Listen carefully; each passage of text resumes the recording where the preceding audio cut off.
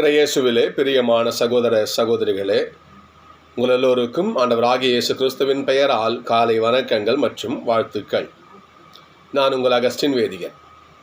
இன்று ஜூலை மாதம் 4ஆம் தேதி 2024ஆம் ஆண்டு. ஆண்டவரின் மடியில் 5 நிமிடங்கள். தாவீது அரசர் சவுல் தவறு செய்ததால் கடவுள் தாவீதை அரசராக அபிஷேகம் செய்தார். தாவீது அரசருக்கு அப்புறம் சாலமன் இந்த உலகமே வியக்கும் அளவுக்கு ஞானத்தோடு செயல்பட்டார். ஆனால் அவருடைய இறுதி காலகட்டத்தில் அவர் தன் மனைவியுடைய பேச்சை கேட்டு அந்நிய தெய்வ வழிபாட்டில் மூழ்கினார். அதற்கு ஆதரவாக இருந்தார் தான் சொல்லணும். அதனால் கடவுள் என்ன பண்ணார்? அவரையும் தண்டித்து சாலமன் ராஜாவுடைய ஆட்சியை அவர் தந்து பிடுங்கி வேறொருவருக்கு, அதாவது சாலமோன் கிட்ட பணி செய்கின்ற ஒரு பணியாளை கொடுப்பதாக கடவுள் சபதம் செய்தார். அவர்தான் யெரொபெயாம் என்கின்ற ஒரு நபர். சாலமோனுடைய மகன் ரெகபெயாம். சாலமோனுக்கு பிறகு இந்த இஸ்ரேல் நாடு என்பது 2 பகுதிகளாக பிரிந்ததுன்னு சொல்லலாம். பிரிந்தது. வடக்கு பகுதியை யெரொபெயாம் என்கிற ராஜா ஆட்சி செய்தார். தெற்கு பகுதியை ரெகபெயாம் ஆட்சி செய்தார். தெற்கு பகுதியில் தான் எருசலேம் தேவாலயம் இருக்கிறது. நல்லா நீங்கள் இதை புரிஞ்சுக்கணும். அப்போ தான் இன்றைய வாசகம் எந்த ரொம்ப தெளிவாக நமக்கு புரியும். நமக்கு நாடு 2ஆக பிரியுது. வடக்கு பகுதியை யெரொபெயாம் ஆட்சி செய்கிறார். தெற்கு பகுதியை ரெகபெயாம் ஆட்சி செய்கிறார். இந்த தெற்கு பகுதியிலே தான் யூதர்களுடைய திருத்தலமான எருசலேம் தேவாலயம் அமைந்திருக்கிறது. வடக்கு பகுதியிலிருந்து மக்கள் என்ன பண்ணுறாங்க? தெற்கு நோக்கி வராங்க. ஏனென்றால் ஆண்டவரை பார்க்கணும். அங்கே தான் உடன்படிக்கை பேழை இருக்குது. ஆண்டவர் என்ன பண்ணு வணங்க தரிசிக்க அங்கேருந்து கிளம்பி இங்கே வராங்க. இதை யெரொபெயாம் பார்க்குறான். நம் வடக்கு பகுதியிலிருந்து தெற்கு பகுதிக்கு இவ்வளோ மக்கள் சாரசாரையாக போகிறாங்களே, ஒருவேளை இது பிற்காலத்தில் நமக்கு ஆட்சிக்கு ஆபத்தாயிடுமோ? எப்படி இப்போ எல்லா மக்களும் அங்கே போய் குடியேறிட்டாங்கன்னா, உதாரணத்துக்கு அந்த ரெகபெயாம் படையெடுத்து இங்கே வருகின்ற பொழுது இந்த மக்கள் அவனுக்கு சப்போர்ட்டாக இருந்துட்டாங்கன்னா தன் ஆட்சி பறி போயிடுமே அப்படின்னு அவன் பயந்தான். அப்போ என்ன பண்ணான்? வடக்கு பகுதியில் ஒரு வழிபாட்டு தலம் இல்லை. இதான் மனசில் வச்சுக்கிட்டு சரி இங்கே என்ன பண்ணலாம், ஒரு வழிபாட்டு தலத்தை உருவாக்கலாம் என்று பெத்தேலிலும் தான் எங்களிடத்திலும் 2 வழிபாட்டு தலங்களை, கோயில்களை கட்டுறான். கட்டி அங்கே கன்று குட்டிகளின் சிலைகளை வைத்து அதை வழிபடச் செய்கிறான். யெரொபெயாம் எவ்வளவு இழிவான காரியத்தை செய்யலாம் பாருங்க. கன்று குட்டிகளை வழிபட வைக்கிறான் மக்களை. இந்த கன்று குட்டி தான் உங்களை எகிப்திலிருந்து காப்பாற்றி கூட்டின்னு வந்துச்சு. இந்த கன்று குட்டிக்கு என்ன பண்ணுங்க, நீங்கள் அபிஷேகம் பண்ணுங்க, ஆராதனை பண்ணுங்க, எல்லாம் செய்யுங்க நீங்கள் என்று சொன்னான். அது மட்டுமல்ல, அவன் என்ன பண்ணான்? லேவியர் அல்லாத எல்லா மக்களையும் குருவாக நியமித்தான். அவங்க அந்த குருக்கள் என்ன பண்ணாங்க? அவங்க இஷ்டம், தான் தோன்தனமோ, அவங்க சொல்கிறது தான் வழிபாடு, அவங்க சொல்கிறது தான் பூஜைகள் என்று இருந்தார். இப்படிப்பட்ட ஒரு நிலையிலே தான் கடவுள் ஆமோஸை அழைக்கிறார். ஆமோஸ் தென்னாட்டுக்காரர். ஆமோஸ், நீ வடநாட்டுக்கு போ. அங்கே என் மக்கள் மிகுந்த பாவத்தில் மூழ்கி கிடக்கிறாங்க. அந்த ராஜா இருக்கிறானே, அவன் அப்படிப்பட்ட மக்களை சீரழிக்கிறான். அந்த குருக்கள் இருக்காங்களா, அவங்க என்ன பண்ணுறாங்க? மக்களை அப்படி போட்டு நாசம் பண்ணுறாங்க. அதனால் என்ன பண்ண, நீ போயிட்டு அந்த மக்களுக்கு என்னுடைய வார்த்தையை சொல்லு அப்படின்னு ஆமோஸ் என்ன பண்ணுற? கடவுள் வடநாட்டுக்கு அனுப்புகிறார். ஆமோஸ் சொன்ன மாதிரி இங்கேருந்து அங்கே போகிறார். அப்படி போய் அவனுடைய செய்தியை அங்கே போய் அறிவிக்கிறார். அப்படி அறிவிக்கின்ற பொழுது அங்கே பெத்தேல் என்கின்ற அந்த சொன்ன இல்லையா, ஒரு வழிபாட்டு கோயில், ஒரு கோயில், இந்த பெத்தேல் கோயில், அங்கே இருக்கின்ற ஒரு குரு தான் அமட்சியா. அந்த அமட்சியா தான் ஆரோன் இது ஆமோஸுக்கு ஒரு சில வார்த்தைகளை சொல்கிறாரு. நீங்கள் ஓடிப்போ என்று சில அவர் இழிவாக பேசுகிறார். அதுதான் இன்றைய வாசகமாக வருகிறது.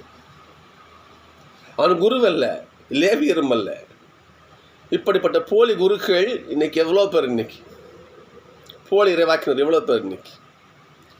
நான் சொல்கிற வார்த்தை தான் இன்னைக்கு என்னது, இன்னைக்கு முதல் வாசகம் வாசிக்கிறேன் பாருங்க. அமட்சியா ஆமோஸை பார்த்து, காட்சி காண்பவனே இங்கிருந்து போய்விடு. காட்சி அதோட தான் கனவு காண்ற மாதிரி, கனவு காண்றவனே இங்கிருந்து போட, வெளியே போடா, இங்கிருந்து போய்விடு, யூதா நாட்டுக்கு ஓடிவிடு, தென்னாட்டுக்கு ஓடிடு, அங்கே போய் இறைவாக்கு உரைத்து உன் பிழைப்பை நடத்து. அங்கே என்ன பண்ணு, உன் இறைவாத்தை சொல்லு, அங்கே என்ன சோறு போட சாப்பிட்டு உன் பழப்போ நீ பழச்சிக்கோ என்று. ஏனென்றால் அமைச்சி அப்படி தான் அங்கே பழச்சிக்கிட்டு இருக்கிறான் அந்த இடத்துல, பெத்தேலில். அவன் போலி குரு. அவன் புத்தன் எல்லாருக்கும் வரும். ஆமோஸ் ஆண்டவரால் அழைக்கப்பட்டு வருவார். சொல்கிறான் பாருங்க, போய் யூதாவுக்கு போயிடு, அங்கே போய் இறைவாக்கு உரைத்து உன் பிழைப்பை நடத்திக்கோ. பெத்தேலில் இனி ஒருபோதும் இறைவாக்கு உரைக்காது என்று என்ன சொல்கிறான் பாருங்க. இது அரசின் புனித இடம், அரசருக்குரிய இல்லம். கோயில் கூட கடவுளுக்குரிய இல்லை, இல்லையா, அரசருக்குரிய இடம். அப்போ அந்த அளவுக்கு இந்த அமைச்சி அரசருக்கு ஜால்ரா போட்டான்னா அந்த இடத்தையே அரசருக்கு இடம்னு சொல்லுவோம் பாருங்க. அதுக்குத்தான் ஆமோஸ் மறுமொழி சொல்கிறார். ஏனென்றால் அமைச்சியா அரசருக்கு ஜால்ரா போட்டு இல்லையா, அரசன் எதனா கொடுப்பான்னு கையேந்தி அவங்ககிட்ட வாங்கி தின்ற ஒரு நிலையில் இருக்கிற ஒரு போலி குரு, ஒரு போலி இறைவாக்கின்னு, ஒரு போலி திருப்பதேசம் வச்சுங்களேன். அவன் தான் என்ன பண்ணுறான், ஆமோஸை இவர் இழிவாக பேசுகிறான். அதுக்கு ஆமோஸ் சொல்கிற வார்த்தைகள் அற்புதமான வார்த்தைகள் இன்னைக்கு பாருங்கள். ஆமோஸ் மறுமொழியாக அமட்சியாவை பார்த்து, நான் இறைவாக்கினன் கிடையாது, நான் இறைவாக்கினன் கிடையாது, இறைவாக்கினர் குழுவில் உறுப்பினரும் கிடையாது. நான் இறைவாக்கினர் நினைத்தது எனக்கு. நான் ஆடு மாடு மேய்ப்பவன், காட்டு அத்திமர தோட்டக்காரன். என்கிட்ட ஆட்டு மந்தம் இருக்குதுயா, பெரிய அத்தி மரத்துக்கு ஓனர் நான், சரிங்களா. ஆடு ஓட்டிக்கிட்டு இருந்தேன் நான். என்னை கடவுள் கூப்பிட்டு போய் மக்களுக்கு இந்த பாவத்தில் மூழ்கி கிடக்கிறாங்க, போய் நல்லதை சொல்லுன்னு கடவுள் அனுப்பிச்சி வச்சார். வந்தேன். உன்ன மாதிரி நான் சோத்துக்கு ஜால்ரா அடிக்கிற இறைவாக்கினம் கிடையாது. ஆமோஸுடைய வார்த்தையை நம்ம ரொம்ப ஆழமாக கவனிக்கணும். இங்கே அமைச்சியா உன்னை போல் நான் ராஜாவுக்கு ஜால்ரா போட்டுட்டு, மக்களுக்கு ஜால்ரா போட்டுக்கிட்டு, அப்படி மக்கள்கிட்ட வேண்டிய கையேந்தி இல்லையா, இப்படி வாங்கி தின்ற இழிவான இறைவாக்கினம் நினைக்காது நீ. நான் ஓனர், முதலாள் தான் நான். எனக்கு மந்தையை பாரு, ஆட்டு மந்தையை பாரு, மாட்டு மந்தையை பாரு. அத்தி மரத்துக்கு ஓனர் முதலாளி. இப்போ தோப்பு தோறவங்களாம் எனக்கு இருக்குது. நான் உன்ன மாதிரி இறைவாக்கு ஒருத்த பிழைப்படத்தான் சாப்பிடணும் அவசியம் கிடையாது என்று ஆமோஸ் சொல்லுகிறார். சகோதரர்களே, நல்லா கவனிக்கணும். ஒரு இறைவாக்கினன் எப்படி இருக்கணும், எப்படி வாழணும். இன்றைக்கு அன்றைக்கு ஒரு பட்டிமன்றத்தில் ஒரு சகோதரர் பேசிட்டு இருந்தார். அவர் ஏதோ ஒரு விழா, ஏதோ பொங்கலோ தீபாவளி ஏதோ ஒரு முக்கிய விழாவில் ஒரு பட்டிமன்றத்தில் பேசிகிட்டு இருக்கார் ஒரு நண்பர். அவர் பேசிட்டு இருக்கும்போது ஒரு கருத்தை சொல்கிறாரு. இந்த உலகத்திலேயே சிறந்தது 5 விஷயந்தான். இந்த 5ஐ தவிர இந்த உலகத்தில் எதுவுமே சிறந்தது கிடையாது அப்படின்னாரு. நாங்கள் பட்டிமன்றம் கேட்டுட்டு இருக்கோம். 5 இந்த உலகத்திலேயே சிறந்தது 5 தானே, அவ்வளோ முக்கியமான இது ஒரு முக்கியத்துவம். நாங்கள் என்ன பண்ணுறோம், காதெல்லாம் கவனமாக உன்னிப்பாக கேட்குறோம். சரி, என்ன அர்த்தம் சொல்ல போகிறாரு அப்படின்னு. இந்த உலகத்திலேயே மிகச்சிறந்தது காசு, பணம், துட்டு, மணி. ஒரு பாட்டு வரும் இல்லையா, காசு, பணம், துட்டு, மணி. இந்த உலகத்திலேயே மிக வலிமை வாய்ந்த இன்றைக்கு கடவுளா தாய் தோப்ப சொந்த பந்தம் அவசியமே கிடையாது. காசு இன்றைக்கு முதன்மையான பொருள் உலகத்திலேயே காசு. பேப்பரை பாருங்கள். நான் சமீபத்தில் பேப்பரை பார்த்தேன். 2 கிராம் நினைக்கிறேன், 2 கிராம் தங்கத்துக்காக கழுத்து அறுத்து கொலை செய்கிறான் இன்னைக்கு. 1 கிராம் மிஞ்சி போனால் ஒரு 5000 6000 இருக்குமா, ஒரு 12,000 ரூபாய்க்காக ஒரு உயிரை கழுத்து அறுத்து இன்னைக்கிட்டு அந்த நகரை திருடிட்டு போகிறாங்க. அப்போது உசுறு முக்கியமாக பணம் முக்கியமாக யோசிச்சு பாருங்க பாப்பா, எந்த அளவுக்கு பணம் வலிமையாக செயலாட்டுது பாருங்க. அந்த பட்டிமன்றம் சொல்கிறது நியாயம்தான். அது இந்த உலகத்திலேயே மிகச்சிறந்தது இதுதான். காசு, பணம், துட்டு, மணி. அமைச்சியாக அமைச்சியாக அந்த குரு இதுக்கு தான் வாழ்ந்தான். அந்த ஆள் அங்கே போயிட்டு பெத்தேரில் குருவாக இருந்தான். அரசருக்கு ஜாலியாக போடுங்க, அரசர் என்ன கொடுப்பாரா வாங்கி தின்னுவோமா, மக்கள் என்ன கொடுப்பாரு வாங்கி தின்னுவோமா.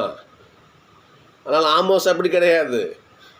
ஜெய் அமைச்சியா, நான் மாட்டு ஆட்டு மந்தைக்கு சொந்தக்காரன். நான் சரியா, பெரிய காட்டு அத்திமர தோட்டமே என்கிட்ட இருக்குது. நான் முன்ன மாதிரி ஜாலரா போட்டு பிச்சை எடுத்து தின்னு அவசியம் கிடையாது. நான் முதலாளிடா, கடவுள் என்னை அழைத்தார், அவருடைய வார்த்தைக்கு பணிந்து நான் வந்தேன், ஆண்டுடைய பணியை செய்ய வந்திருக்கிறேன் என்று இதை போல இன்றைக்கு கடவுளுடைய வார்த்தையை முன்ன வச்சு பணியாற்றுகின்ற இறைவாக்கு எத்தனை பேர் நம்ம யோசிச்சு பார்க்குறோம். நம்ம இன்னைக்கு அற்புதமான நற்செய்தி. இன்னைக்கு மக்கள் என்ன பண்ணுறாங்க, முடக்குவாதம் முற்ற ஒருவன் முடியல, படுத்த படுக்கையே கிடக்குறான், அப்படியே கட்டில் தூக்கி கொண்டு வராங்க. ஏசப்பா அங்கே பாருங்கள், இப்படி நடக்க முடியாமல் பட்டு கிடறான், உங்களோட கிருபையில் அவனுக்கு குணப்படுத்துங்க. என்ன பண்ணுறாரு, பாவங்கள் மன்னிக்கப்பட்டன என்று நட. நமக்கு ஒரு சந்தேகம் வரலாம், முடக்குவாதம் முற்றவன் நோயை தானே குணப்படுத்துறது, ஏன் பாவத்தை மன்னிக்கணும்னு ஏன் சொன்னார்? ஒரு ஐயப்பாடு வருவருக்கு சரிதான், வர சந்தேகம் நியாயம்தான். யூதர்களை பொறுத்த மட்டில் எவன் ஒருவன் பாவம் செய்கிறானோ அவனுக்கு தியான நோய் வரும், வியாதி வரும், அவங்க நம்பிக்கை. உண்மைதான் அது. இப்போ நம்ம என்னத்தான் அறிவியல் கண்டுபிடிச்சா கூட உண்மைதான் அது. எவன் தவறு செய்கிறானோ அவனுக்கு நோய் வருது. இப்போ எவ்வளோ வியாதிக்குது, தவறு தான் மூலமாக அமையுமில்ல. இன்னைக்கு போஷண பிரியம்னு சொல்கிறாங்க, இஷ்டத்துக்கு தின்ன வேண்டியது. போஷண பிரியம் ஒரு பாவமான செயல் இல்லையா, தின்ன வேண்டியது. சரிமான மக்களும் பேட்டில் போய் படுக்க வேண்டியது. நோய் வருதா இல்லையா? இன்னும் வச்சு பாருங்க பார்ப்போம். ஏதாவது ஒருத்தவங்களை போய் கோபமாக எரிஞ்சு விடுறது, அந்த கோபம் அதிகமாகி பிபின்னு சொல்லிட்டு படுத்துக்கமா போய் நம்ம பாவம் செய்கிறோம், நோய் வருது. அந்த காலத்தில் பெரியவங்க சரியாக சொல்லி வச்சுருக்காங்க. என்ன பண்ண பாருங்க, உன் பாவங்கள் மன்னிக்கப்பட்டன என்று சொல்லுகிறார். அப்போ நோய்க்கு அச்சாணி பாவம். பாவத்தை மன்னிக்கிறார், அவன் ஏன் நடக்கிறான் அவன். அங்கே பாருங்க பார்ப்போம், சில மறைநூல் அறிஞர்கள் இவன் கடவுளை பழிக்கிறான். எப்படி நம்ம வெளியே சொல்ல முடியல, உள்ளே அப்படியே கருவுறாங்க. அப்படியே இவன் எப்படி பாவத்தை மன்னிக்கலாம்? இயேசு தச்ச மோகன் தானே, மரிய மோகன் தானே, இவன் கடவுளாயவன் எப்படி பாவத்தை மன்னிக்கலாம்? அதை வெளிப்படையாக சொல்ல உள்ளே கருவுறாங்க. அப்படியே கடவுளுக்கு ஏசப்பாக்கு தெரியாதா? அவருக்கு தெரிகிறார். எப்பா இங்கே வா, உங்கள் உள்ளங்களில் நீங்கள் தீயன சிந்திப்பது ஏன்? நீ நல்ல மரணம் அடைஞ்சுன்னு வச்சுக்கோமே, நோய்வாய்ப்பட்ட ஒருவர் குணப்பட்டு போறான மகிழ்ச்சி அடையணும், சந்தோஷப்படணும். இத்தனை ஆண்டு படுத்த படுக்கை கடந்து நடந்து போகிறான்னு சொல்லிட்டு நீ மகிழ்ச்சி அடையணும். இயேசுவை நன்றி சொல்ல, அவரை போற்றணும். நீ அதை விட்டுட்டு எப்படி ஒரு பாவத்தை மன்னிக்கலாம்? எப்படி அவர் என்ன பண்ணலாம்? எழுந்து போன இப்படி சொல்லலாம். ஏன்னா என்ன பாருங்க, அவங்களுக்கு ஏசாமி சொல்கிறாரு, சரிப்பா நான் பாவத்தை மன்னிக்கூடாதா? சரி இப்போ சொல்லுங்கள், பாவங்கள் உங்களுக்கு என்ன பிரச்சனை இருக்குது? இப்போ உங்களுக்கு எது என்கிட்ட குறை நினைக்கிறீங்க? நான் சொல்கிறது எது தப்பு? பாவங்கள் மன்னிக்கப்பட்டன என்பது எளிதா, அல்லது எழுந்து நடன்னு சொன்னேன் அது எளிதா? நீங்கள் எதுன்னு சொல்லுங்க பாப்பா. நீங்கள் சொல்கிறார், எல்லாம் பேந்த முடிக்கிறாங்க. ஏனென்றால் ரெண்டுமே யாராலையும் செய்ய முடியாத காரியம், கடவுள் ஒருவரை தவிர. உதாரணத்துக்கு பாவங்கள் மன்னிக்கப்பட்டனங்கிறது தான் ஈஸி, எழுதுன்னு சொன்னால் நீ ஏன் மன்னிக்கலன்னு கடவுள் கேட்பார். ஏசப்ப கேட்பார், இவரெல்லாம் பட்டினா நீ ஏன் பாவத்தை மன்னிக்கல அப்படின்னு கேட்பார். எழுந்து நடன்னு சொல்கிறது தான் ஈஸி அப்படின்னு சொன்னால் நீ சொல்லுன்னுவார். நீ சொல்ல நடக்குமா? அப்போ இரண்டுமே கடினம். இரண்டையும் ஏசப்பா செய்கிறார். ஏனென்றால் அவர் கடவுள். சரிங்களா? கடவுள் இதெல்லாம் என்ன பண்ணுறாங்க? உங்கள்கிட்ட பேசி புண்ணியம் இல்லை. எப்பா இங்கே வா, என்ன சொல்கிறார், நீ எழுந்து உன்னுடைய கட்டளை தூக்கி கொண்டு வீட்டுக்கு போன்றார். அவன் மானேஜ் போயிட்டே இருக்கிறான். இதை கண்ட மக்கள் அச்சமுற்றனர். இப்படிப்பட்ட ஒரு ஒரு அதிகாரம் கொண்ட போதனை பார்த்தே கிடையாது. ஒரு போதனை வராரு, நமக்காக ஜெபிப்பார், வேண்டுவார். ஒரு இறைவாக்கியம் நமக்காக வேண்டும். இது இப்படித்தானே இப்படிதான் ஒரு போதகாரம் பார்த்துருக்குறோம், இறைவாக்கியம் பார்த்துருக்குறோம். ஆனால் இவரை பாரு, இவ்வளோ அதிகாரமாக உன் பாவத்தை மன்னிக்கிற நடன்றாரு. மக்கள் என்ன பண்ணுறாங்க, அப்படிப்பட்ட ஒரு செயலை பார்த்து பயப்படுறாங்க. இத்தகைய கடவுளை மனிதருக்கு இயேசப்பா கொடுத்த கடவுளை போற்றி போகிறாங்க. ஆனால் அந்த அந்த மத குருமார மரணம் அறிஞ்சு பாருங்க பார்ப்போம், உள்ளத்தில் கருவுறானுங்க பாருங்க. அவன் தான் போலி வாக்கியம். மற்றவங்க நல்லா இருக்கக்கூடாது, தான் மட்டும் வாழ்ந்தால் போதும். இதைத்தான் இன்றைய வாசகங்கள் நமக்கு தியானிக்க அழைக்குது. இந்த உலகத்தில் எத்தனை போலி வாக்கியர்கள் யோசிச்சு பாருங்க பார்ப்போம். தனத்துக்காக கடவுளை விற்கிறவர்கள் யோசிச்சு பாருங்க. எத்தனை சமீபத்தில் ஒரு ஒரு காமெடி ஒரு நடிகர் ஒருத்தர் சொன்னார், ஒரு டிவி நிறையா அந்த அந்த வீடியோ பயங்கர வைரல் ஆச்சு. கோயிலில் ஒருத்தர் பூஜை பண்ணிருக்காரு, ஒருத்தர் பார்க்க வராரு. அது தட்டில் கொஞ்சம் காசு போட்டால் கொஞ்சம் பிரசாதம் கொஞ்சம் எக்ஸ்ட்ரா கொடுப்பாராம். இன்னும் கொஞ்சம் போட்டால் கதவை திறந்து உள்ளே போய் சாமியை பாருங்கள் சொல்லுவாராம். இன்னும் கொஞ்சம் அதிகமாக போனால் சாமியை கிட்ட போய் பார்த்து செல்ஃபி எடுத்துக்கங்கன்னு சொல்லுவாராம். இன்னும் கொஞ்சம் காசு அதிகமாக கொடுத்தா, நீங்கள் ஏன் அங்கே வந்தீங்க, சாயந்தரம் நான் சாமியை வீட்டுக்கு தூக்கி வந்துருப்போம்லன்னு சொல்லுவாராம். இது மிக வைரலான ஒரு வீடியோ. இது ஏன் சொல்கிறேன்னா, கடவுளை எந்த அளவுக்கு காசுக்காக விற்கிறாங்க பாருங்கள், அந்த அமர்ஷியாவை போல. ஆனால் ஆமோஸை பாருங்கள், கடவுளை அழைத்தா நான் செய்கிறேன், எனக்கு காசு பண்ண அவசியம் கிடையாது. ஏசப்பாவும் சொல்லுவார், இலவசமாக பெற்றீர்கள், இலவசமாக கொடுங்க, இலவசமாக கொடுங்க. நட்சத்திரம் நான் உங்களுக்கு அறிவித்தேன், இதை வார்த்தை உங்களுக்கு போதிச்சேன், எந்த காசு பண்ண நான் உங்கள்கிட்ட வாங்கலை, உங்களுக்காக என் உசரியை கொடுத்த ஏசப்பா சொல்கிற வார்த்தை இது. அதனால் நீங்கள் என்ன பண்ணுங்கள், இலவசமாக பெற்றீர்கள், இலவசமாக நீங்கள் கொடுங்க ஏசப்பா சொல்கிற வார்த்தை இது. ஆனால் இன்றைக்கு ஒரு வருத்தமான செய்தி. நான் வேதியராக படிச்சுக்கிட்டு இருக்கிற பொழுது கேள்விப்பட்ட ஒரு செய்தி, மெய்யா பொய்யா தெரியாது, ஒரு கேள்விப்பட்டு எனக்கும் ஒரு வேதியர் சொன்னார். அவருக்கு மறை மாவட்டத்தில் ஒரு அவஸ்தை பூசல், நோய் பூசல், அவசரமாக ஒருத்தவங்க உயிர் போகிற வேலை கொஞ்சம் அப்படி இருக்கிறாங்க. அவர்களுக்கு அவஸ்தை கொடுக்கணும்னு சொல்லிட்டு அந்த சாமியார் கூப்பிட்றாங்க. அந்த சாமியார் சொன்னாராம், கார் வச்சா தான் வருவேன் அப்படின்னு. சாமி பைக்கில் கூப்பிட்டு போகிற சாமி, சீக்கிரம் வாங்க சாமி, பைக்கில் எங்கள் உடம்பு அலுப்பாக இருக்கும், கார் வச்சா தான் வருவேன், அருட்சாதனத்தை வழங்க, ஆண்டவருடைய அருளை வழங்க கார் வச்சா தான் வருவேன்.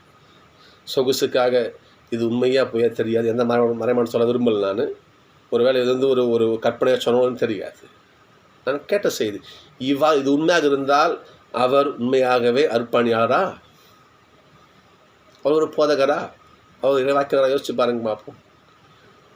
இன்னும் திரும்ப சொல்கிறேன் பாருங்கள், இந்த உலகத்தில் மிகச்சிறந்தது 5 தான்: காசு, பணம், துட்டு, மணி. ஆனால் இறைவாக்கினனுக்கு இதெல்லாம் கால் தூசு. உதாரணமாக ஒரே ஒரு வார்த்தை, பவுல் எடுத்துக்குவோம். பவுல் அப்படி பவுல் முன்னே வச்சுட்டு போதும். அவர் சொல்லுவார் இல்லையா, நான் ரோமை குடிமகன், கமாலியல் பாதத்திலே அமர்ந்து கல்விகளை கற்ற மேதாவி நான், திருச்சட்டத்தை கடைபிடிப்பதில் பரிசேயன், திருச்சட்டத்தின் மீது எனக்கு இருந்த ஆர்வத்தால் கிறிஸ்தவர்களை கொலை பண்ண தண்டி பிடிச்சி ஈத்துன்னு வரதுக்கு நான் போனேன். அப்படிப்பட்ட அதிகாரம் கொண்டவன் நான். எனக்கு இவ்வளவு அதிகாரங்கள் இருந்தும் என் ஆண்டவர் இயேசுவை பொறுத்த மட்டில் இவையெல்லாம் குப்பை என கருதுகிறேன்னு சொன்னார். வெளம் குப்பை, என்ன காசு பண்ணும். மத்தேயு, லேவின்னு சொல்லுவோம் பைபிள் பாருங்க பார்ப்பீங்க. மத்தேயு சுங்கச்சாவடியில் அமர்ந்திருந்த ஒரு பணம் கொழிக்கின்ற வருமானம் பார்த்து வரார். அவரை பற்றின ஒரு வீடியோ ஒன்று இருந்துச்சு. அது வீடியோன்னா கொஞ்சம் சேர்த்து இணைச்சி கொஞ்சம் எடுப்பாங்க. அப்போ அந்த வீடியோவில் வர ஒரு காட்சி இது. மற்ற என்ன பண்ணுவார், ஒரு சுங்கச்சாவடியில் வந்து காசு வாங்கிட்டு இருப்பார். அப்போது ஒரு பாட்டி, வயசான பாட்டி என்ன பண்ணும் வரும். அப்போ மத்தையை கேட்பார், காசு கொடு உள்ள நகரத்துள்ள போனால் வரி கேட்டு உள்ளே போகணும், காசு கொடு சொல்லுவார். அந்த பாட்டி, வயசான பாட்டி சொல்லும், காசு இல்லையே அப்படின்னு. காசு இல்லையா? மற்ற என்ன பண்ண, சுற்றி முற்றியும் பார்ப்பார், யாராவது பார்க்குறாங்களா பார்ப்பார். பார்த்துட்டு சரி போ போ போ போ போ என்று அந்த பாட்டியை அமுச்சு விடுவார். சரி நீ போ போ, காசு இல்லை பரவாயில்ல உள்ள போ. இதை ஏசப்பா கொஞ்சம் பார்ப்பார். அந்த காலத்தில் ஆயக்காரர்னா குடும்பக்காரங்களாம் பார்த்த காலம் அது. வரி வாங்குறவங்களும் வரி வாங்குறவங்களும் குடும்பக்காரங்களாம் பார்த்த காலம் அது. அவங்களாம் பாவிகள்னு பார்த்த காலம் அது. ஏன்னா அவங்களாம் பண்ணுவாங்க, அரசன் வந்து ஒரு உதாரணத்துக்கு ஒரு 10 ரூபா வரி போகிற வச்சுக்கோமே, இவங்க பண்ணுவாங்க, இவங்க 5 ரூபா இவங்க எக்ஸ்ட்ரா வரி போட்டு 5 ரூபாயை மக்கள்கிட்ட இருந்து பிடுங்கி 5 ரூபா இவங்க எடுத்துக்குவாங்க, 10 கொடுப்பாங்க. அப்போது அரசன் போடுற வரியை மக்கள் கஷ்டப்பட்டு தான் கட்டுவாங்க. இது இவங்க வேறு பிடிங்கிது மக்கள்கிட்ட பிடிங்கிறதுக்கு. அப்போ பாருங்கள், அப்போ வரி வாங்கணும்னு பார்த்தாலே இவங்க பாவின்னு முடிவு செய்வாங்க. அதான் மக்கள் சொல்லுவாங்க பாருங்கள், உங்கள் போதகர் வரி தண்டுபவரோடும் பாவிகளோடும் போய் சாப்பாருன்னு சொல்லுவாங்க. அப்போ பாவிகள் லிஸ்ட்டில் வரி தண்டு வராங்க. அப்படி எண்ணிய காலத்திலே இந்த மத்தேயு நல்ல மனுஷனாக இருப்பார். இதை இயேசப்பா பார்த்து, மத்தேயு என்னை பின் செல் சொல்லுவார். அந்த காட்சியை பார்க்கணும். கையில் காசு வச்சுருப்பார், அப்படியே போடுவார். அந்த டப்பா அப்படியே போட்டு வெறும் எண்ணெய் அப்படி இருந்து துணியோடு அப்படியே இயேசப்பா பண்ணி போவார். உண்மையான இறைவாக்கினர் இல்லையா? அந்திரேயாவும் பேதுருவும் பாருங்கள், அந்திரேயாவும் பேதுருவும் மீனவர்கள். அவங்க மீனவர்களுக்கு எது சொத்து? படகும் வலையும் தான் சொத்து அவங்களுக்கு. மீன் பிடிச்சி வருவாங்க, ஏசப்பா கூப்பிடுவார், பேதுரு என்னை பின் செல், நீ மீன் பிடிச்சலே, இனிமேல் உன்னை மனிதரை பிடிப்பவராக மாத்திரன்னு சொல்லுவார். அப்படியே வலைகளை போட்டு அப்படியே போவாங்க. சரிங்களா? இன்னும் எவ்வளவு சக்கையை எடுத்துக்குங்க. அவர் பாருங்கள், அவர் மற்ற நாள் நின்று உயர்வு நின்று பார்ப்பார், ஏசப்பா முகத்தை பார்க்கலாம் பார்ப்பார். ஏசப்பா கிட்ட வருவார், சக்கை இறங்கி வா, நான் நீ கூட்டத்தை சாப்பிட போகிறேன், தங்க போகிறேன்னு சொல்லுவார். மற்ற சக்கையுக்கு மகிழ்ச்சி, புதகரே ஆண்டவரே, நான் யாரையாவது ஏமாற்றி நான் சம்பாதிச்சிருந்தேன்னா அதை 4 மடங்காக நான் கொடுத்துட்றேன். என்னையா சொத்து காசு? ஆண்டவருடைய சொத்து எனக்கு. சக்கையு இல்லைங்களா? எலிசா பாருங்கள், எலியா போவார். இன்னும் உதாரணம், எலியா போவார். அவர் எலிசா என்ன பண்ணுவார், ஜோடியாக மாடு பேச வயலில் விழுதுன்னு இருப்பார். எலிசா போய் என்ன பண்ணுவார், தன் போர்வையை போற்றி, எப்பா இனிமேல் நான் கிளம்புறேன், நீ தான் இறைவாக்கணும்னு சொல்லிட்டு எலிசா என்ன பண்ணுவார், ஒரு அபிஷேகம் செய்வார். உடனே என்ன பண்ணுவார், ஏறு மாடுகளை கொன்று கலப்பையெல்லாம் உடச்சி வெறுவாக்கி சமைச்சு போட்டு ஜம்முன்னு எல்லாத்தையும் இனியும் சொத்துன்னு சொகம்னு பண்ணி போவார். எத்தனை பேர் விவிலியத்தில் இன்னும் லிஸ்ட்டு போடலாம் இன்னைக்கு. என்றால் கடவுளை பொறுத்த மட்டில் அனைத்தும் குப்பை. ஆனால் இன்னைக்கு நம்ம வாழ்ந்த இந்த சமுதாயத்தில் இப்படி இருக்குதா யோசிக்கணும். கடவுளா செல்வமா? ஒருவன் 2 பணியாளருக்கு பணி செய்ய முடியாது சொல்வார், செய்ய முடியாது. கடவுளுக்கும் காசு ஒருத்தன் பணி செய்ய முடியாது. ஒன்று கடவுளா இல்லை காசா? நாம் இப்படி ஒரு கேள்வி கேட்கலாம். அப்புறம் நமக்கு காசு நமக்கு தேவையில்லையா? நம்ம எப்படி சாப்பிட்றது, எப்படி வாழறது? நியாயமான கேள்வி. ஏசப்பா காசு வாங்கலான்னு சொல்லலை. எல்லா செல்வந்தரும் ஏசப்பா வெறுக்கலை, புரியுதுங்களா? எல்லா செல்வந்தரும் ஏசப்பா செல்வந்தரே காசு தேவையில்லை அப்படின்னு சொல்லலையே. உன் வாழ்க்கையிலே கடவுளுக்கு முதலிடம் கொடு, 2வதாக உன் சொத்துக்கு செல்வத்துக்கு மது கொடு. புரியுதுங்களா? எதுக்கு ஆபிரகாம் ஒன்றுமெல்லாம் ஓட்டாண்டியாக வந்தார். ஆண்டவர் அவர் எங்கேயோ கோபத்தை குத்தி உட்கார வச்சார். தாவீது, சாலமன், ஆண்டவர் பணம் கொழிக்க வைத்து வளர. ஏன்னா கடவுளுக்கு காசு பிடிக்காம இல்லை, அவர்கள் காசை விட கடவுளை முன்ன வச்சு பார்த்தாங்க. அதைத்தான் கேசப் சொல்கிறார். இன்னைக்கு ஆமோஸுக்கும் அமித்ஷாவுக்கும் பாருங்க பார்ப்போம். இன்னைக்கு அமித்ஷா என்ன பண்ணுறான், மன்னருக்கு ஜாலரா போடுறான். மன்னனுக்கு சொல்கிற பாருங்க பார்ப்போம். இது அரசருக்குரிய இடம். நீ பெத்தேலில் இருக்கிற, ஏன் அது அந்நிய தெய்வத்தை கூட சொல்லலை, இது பாகாலுக்கு ஒரு இடம்னு சொல்ல பார்ப்போம். நீ தப்பு இல்லையே, கடவுளுக்கு ஒரு இடம் அவரும் சொல்ல இருந்தாலும் சொல்லலை. இது என்ன சொல்கிறது, அரசருக்குரிய இடம், அரசுக்குரிய இல்லம். அப்போ எந்த அளவுக்கு நீ மன்னனுக்கு ஜாலரா போட்டு நீ பிழைச்சேன்னா இப்படி சொல்லுவேன். ஆமாம் சார் பாருங்கள், எனக்கு உனக்கு ஜாலரா போட்டு சாப்பிடணுங்க அவசியம் கிடையாது. நான் பணக்காரன், எனக்கு கத்திமரம் தோப்பு இருக்குது, ஆடு மாடு மந்தம் இருக்குது. கடவுள் என்னை அழைத்தார், நான் இறைவாக்கு வரைக்கும் வந்தேன். சகோதரர்களே, நாம் கடவுளை முன்வைத்தால் நமக்கு எல்லாம் சேர்த்து கொடுக்கப்படும். ஏசப்பா வார்த்தை தான் இல்லையா? என் பொருட்டு இல்லையா, தாய் தந்தையோ சொத்தையோ செல்வத்தை இழப்பவன் பாக்கியவான். என் பொருட்டு இழந்தீர்கள் என்றால் அனைத்தும் சேர்த்து உங்களுக்கு கொடுக்கப்படும். கடவுள் மடியில் போடுவார், அளந்து அப்படியே அமுக்கி குலுக்கி நெறிஞ்சு விழும்படி அளந்து மடியில் போடுவார் கடவுள். எப்பொழுது நீ கடவுளை முதற் பொருளாக வைத்தால், மற்ற அனைத்தையும் அது கீழ்தான் என்று நீ வாழ்ந்தால், ஆமோஸை போல ஆண்டவருக்கு பணிந்து வாழ்ந்தால், நமக்கு கடவுளுடைய ஆசீர் என்றைக்கும் உண்டு. இதில் சந்தேகமே கிடையாது. எனவே நாம் அமர்ச்சியாவை போல போலி இறைவாக்கினனாக, காசுக்கு கடவுளை விற்பும் இல்லையா ஒரு போலி இறைவாக்கினனாக, ஒருத்தன் குணமாகி போகிறான், குணமாகி போட்டான் வயிறு இறைவாக்கின போலி இறைவாக்கினராக வாழாமல் நம்ம என்ன பண்ணணும்? கடவுளுக்கு பயந்த இறைவாக்கினராக வாழ முயற்சி செய்வோம். நன்றி. நாளை சந்திப்போம்.